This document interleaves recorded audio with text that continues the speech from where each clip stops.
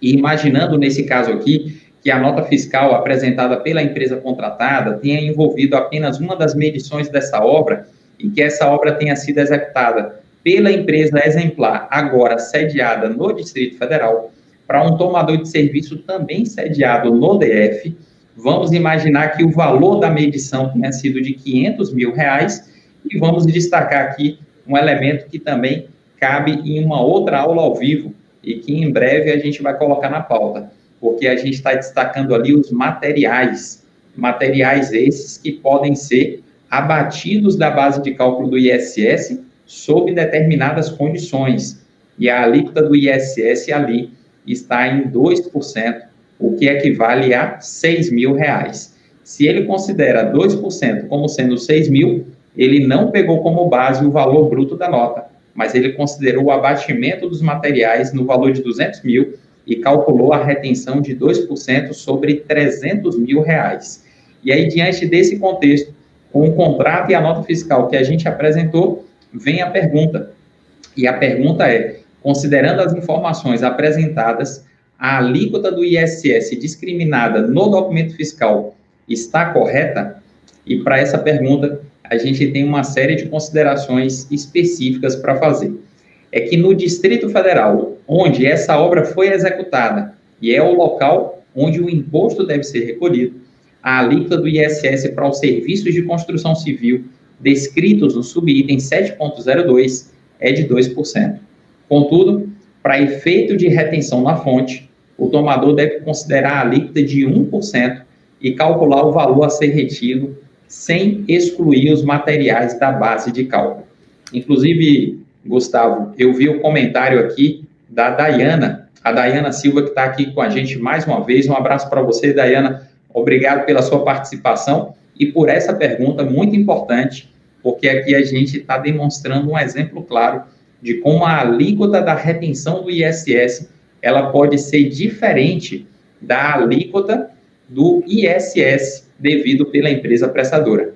Isso é raro, por quê? Diferentemente do que a gente tem no INSS, na seção de mão de obra ou empreitada, em que a retenção lá dos 11%, ela é uma antecipação daquilo que a empresa normalmente tem que recolher sobre a sua folha, aqui não. Aqui a gente está diante no ISS de uma retenção que, na maioria absoluta dos casos, ela é exatamente do valor que é devido pelo contribuinte, de forma que o contribuinte, na quase totalidade das situações, ele não vai ter nem diferenças a recuperar, nem valores a complementar a título de ISS. Mas no caso que a gente está mostrando, a gente está diante de uma exceção. E foi por isso que Gustavo colocou aquilo lá no início. Não foi isso mesmo, Gustavo?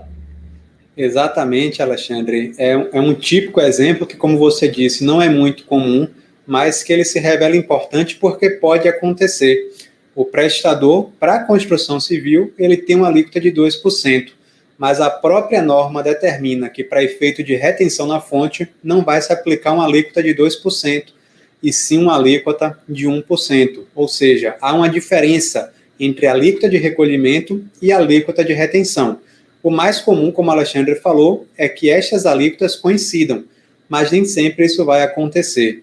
E eu acho que um dos elementos, Alexandre, que a gente precisa reforçar aqui é o fato de a alíquota da retenção ser de 1%.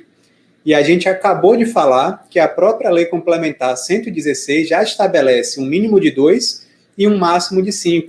A legislação do Distrito Federal, então, estaria desrespeitando o limite mínimo e o limite máximo quanto à alíquota do imposto. E aí a gente precisa lembrar que a Lei Complementar 157 de 2016, quando criou mais um artigo na Lei Complementar falando da alíquota mínima, ele colocou uma ressalva para 3 subitens, o 7.02, o 7.05 e o 16.01. Inclusive, foi essa redação que fez com que o item 16, que só tinha o subitem 16.01, fosse dividido em 2, o 16.01 e o 16.02. E o item 16 ele se refere a transporte municipal, e justamente por conta da permissão que para o 16.01 a alíquota possa ser inferior a 2%, é que o legislador dividiu o serviço de transporte municipal em 2 categorias, aqueles que o legislador queria que pudesse ter uma alíquota inferior a 2%, e todos os demais serviços de transporte que precisam obrigatoriamente respeitar o limite mínimo e o limite máximo. Então, complemento, Alexandre, finalizando aqui essa observação, dizendo que o fato de ser 1% a retenção em Brasília não desrespeita a alíquota mínima e máxima prevista na Lei Complementar número 116 de 2003.